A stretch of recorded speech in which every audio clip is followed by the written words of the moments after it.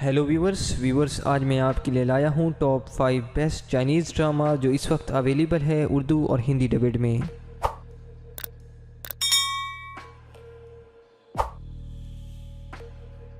इस लिस्ट में 5वें नंबर पर आता है मार्शल यूनिवर्स 2018 का एडवेंचर और रोमांस से भरपूर चाइनीज़ ड्रामा सीरियल था जिसके कुल सीज़न 2 हैं और कुल एपिसोड 40 हैं।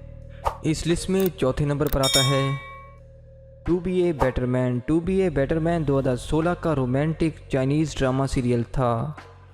इस ड्रामा सीरियल की कुल किस्तें 42 हैं।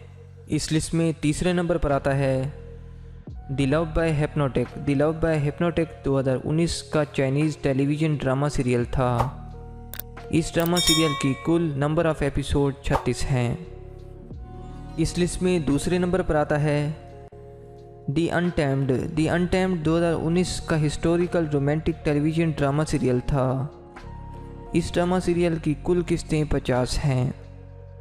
इस लिस्ट में सबसे पहले नंबर पर आता है my girlfriend is an alien 2019 का रोमांटिक कॉमेडी ड्रामा सीरियल था। इस ड्रामा सीरियल की नंबर ऑफ़ एपिसोड 28 हैं।